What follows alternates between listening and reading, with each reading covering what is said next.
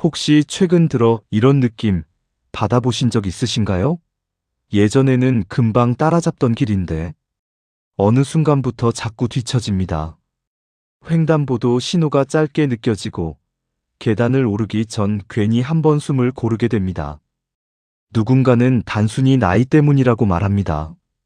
하지만 전문가들은 전혀 다른 이야기를 합니다. 걷는 속도가 느려지는 현상은 단순한 노화가 아니라 몸 전체 기능이 떨어지고 있다는 중요한 신호일 수 있다는 것입니다. 실제로 여러 연구에서는 걷는 속도가 느린 사람일수록 심혈관 질환, 낙상, 근감소증, 치매 위험이 높아질 가능성이 크다고 경고합니다. 다시 말해, 걸음은 단순한 이동이 아니라 우리 몸의 현재 상태를 보여주는 거울이라는 뜻입니다. 오늘은 왜 걸음이 느려지는지, 그리고 그 변화를 방치했을 때 몸에서 어떤 일이 벌어질 수 있는지 함께 알아보겠습니다. 사람은 걷기 위해 생각보다 훨씬 많은 기능을 동시에 사용합니다. 단순히 다리 근육만 움직인다고 걸을 수 있는 것이 아닙니다.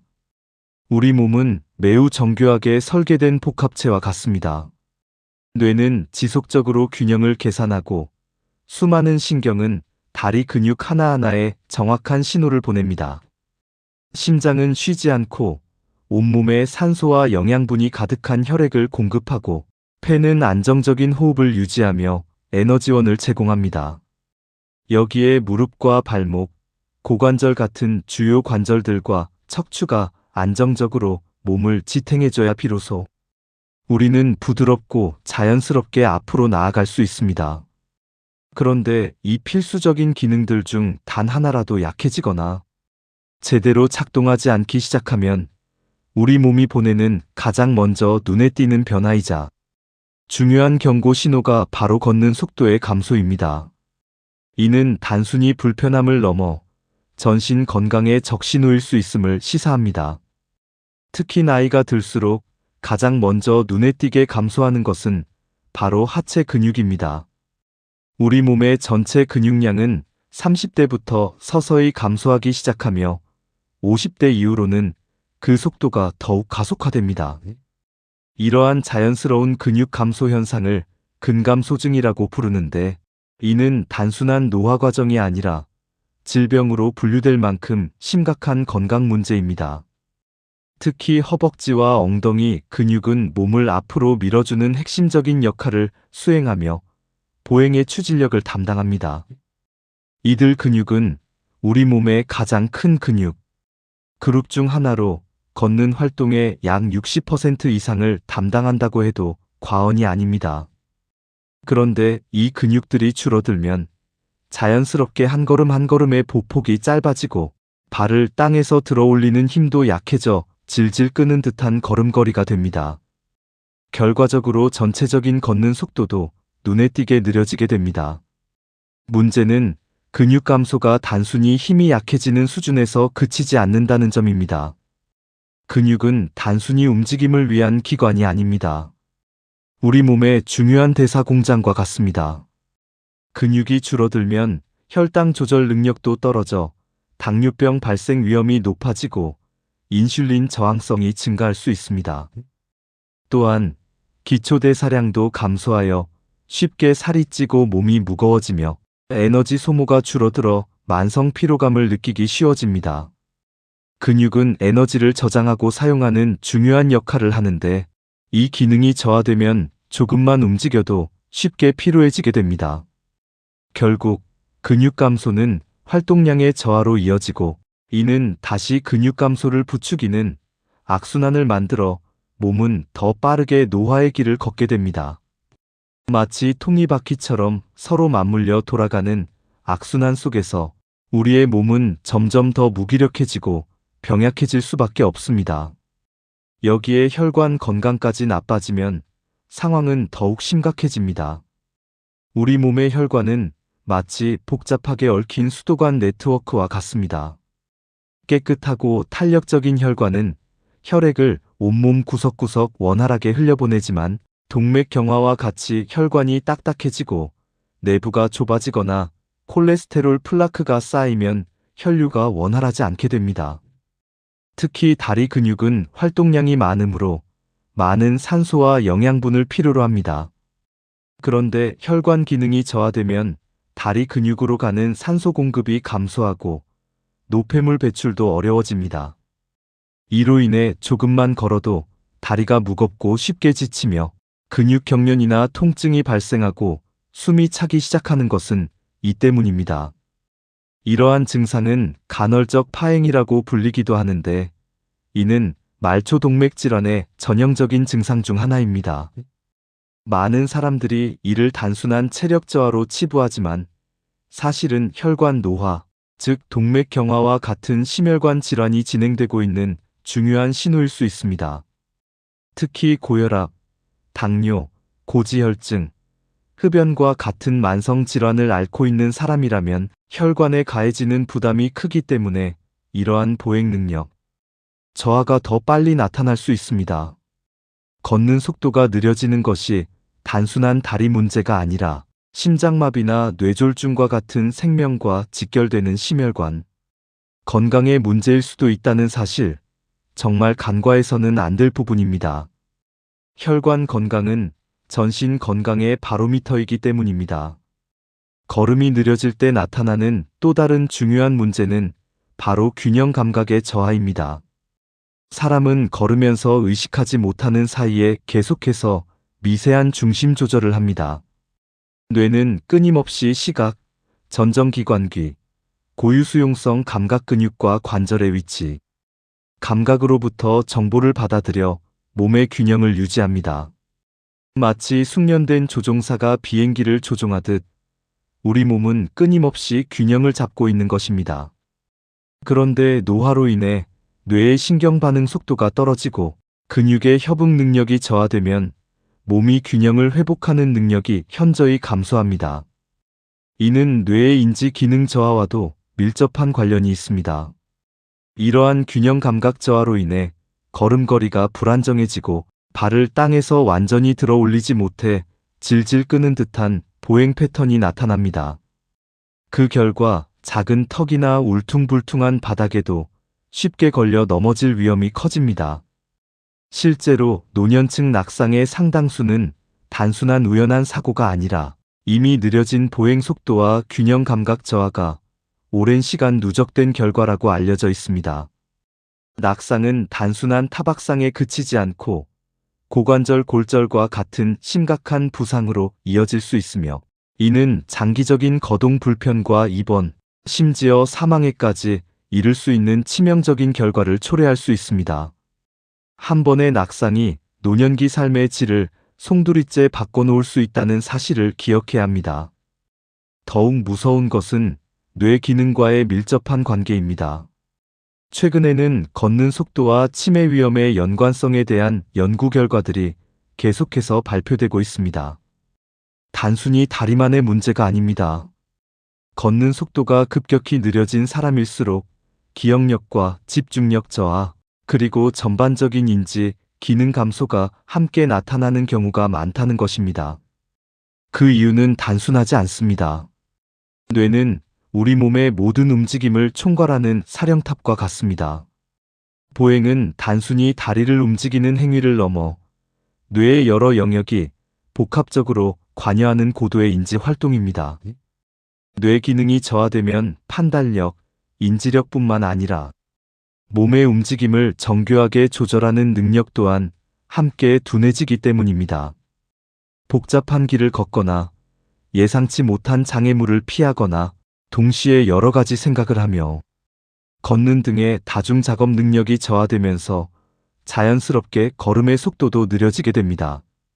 이는 뇌의 전두엽 기능 저하와도 밀접한 관련이 있는 것으로 알려져 있습니다. 다시 말해, 걸음의 변화는 단순히 다리 근육의 문제가 아니라 우리 뇌 건강에 심각한 이상 신호일 수도 있다는 뜻입니다. 걸음이 뇌 건강을 예측하는 중요한 지표가 될 수 있다는 사실은 정말 놀랍지 않나요? 연구에 따르면 걷는 속도가 1초에 0.1m씩 감소할 때마다 치매 발병 위험이 약 10% 증가한다는 보고도 있을 정도입니다. 그러므로 걷는 속도의 변화를 뇌 건강에 대한 경고로 받아들이고 적극적으로 대처하는 것이 중요합니다. 그렇다면 우리는 어떤 신호를 주의 깊게 봐야 할까요? 몇 가지 자가진단 질문을 해볼 수 있습니다. 예전과 비교했을 때 걷는 속도가 눈에 띄게 느려졌다고 스스로 느끼고 있지는 않은가요? 횡단보도 신호가 바뀌기 전에 건너는 것이 부담스럽거나 겨우겨우 건너게 되는 경험이 잦아졌나요? 걸을 때 보폭이 짧아지고 발을 땅에서 완전히 들어 올리지 못해 질질 끄는 듯한 느낌이 드나요? 오래 걷지 않았는데도 쉽게 지치거나 다리가 무겁게 느껴지고 종아리나 허벅지에 통증이나 쥐가 나는 경우가 잦아졌나요? 계단을 오를 때 유독 숨이 차고 힘이 들며 난간을 잡지 않으면 불안한가요? 또는 평평한 바닥에서도 작은 턱이나 요철에 자주 걸려 넘어질 뻔한 경험이 있다면 이러한 변화들은 단순 노화라고 가볍게 넘기지 말고 몸 상태를 점검할 필요가 있습니다.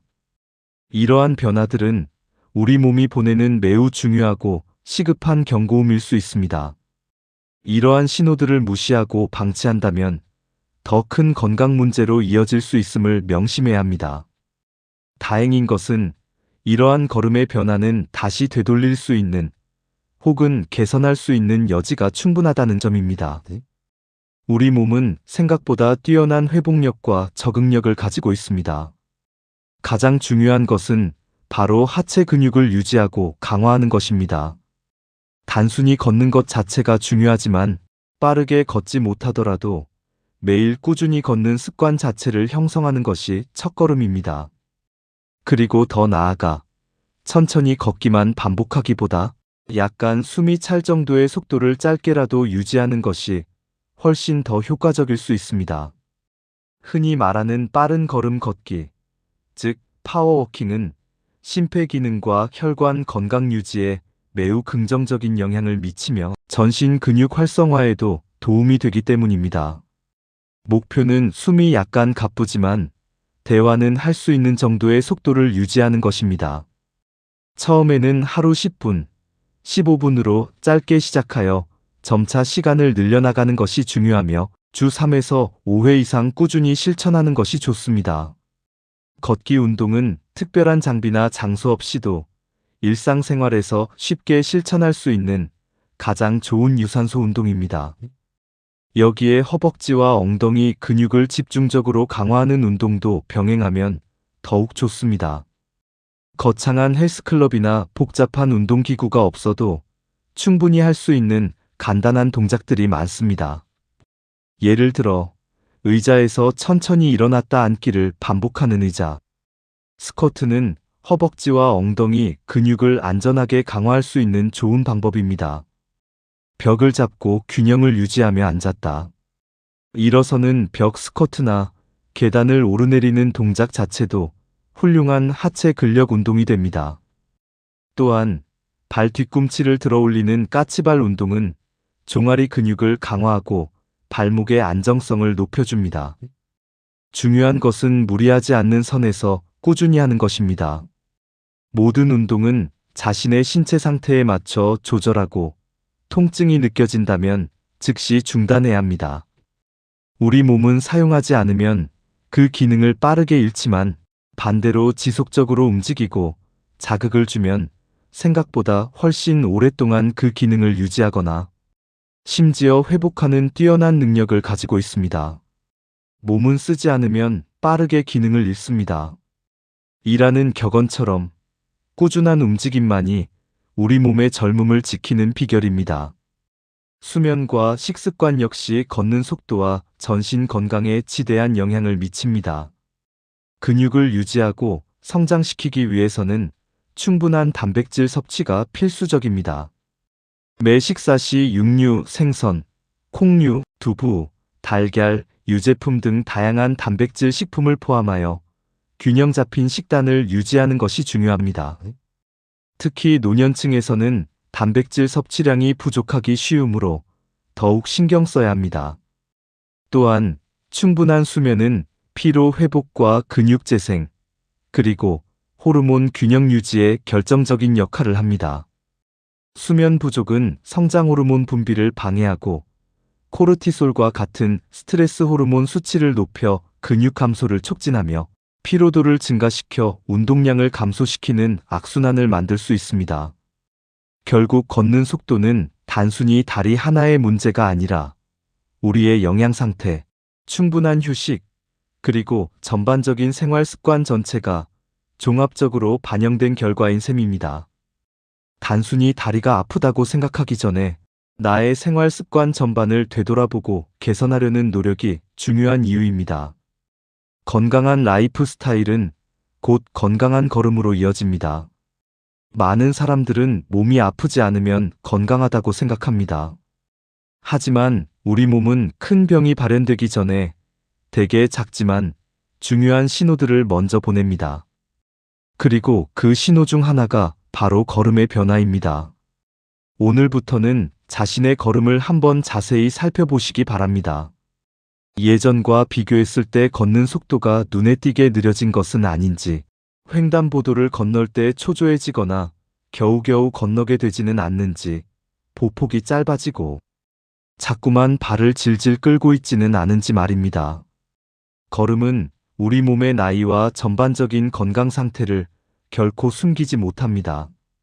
하지만 반대로 생각하면 지금부터라도 우리의 움직임을 바꾸고 건강한 생활 습관을 실천하는 것만으로도 몸의 노화를 늦추고 활기차고 건강한 삶을 더 오래 유지할 기회는 아직 충분히 남아있다는 뜻이기도 합니다.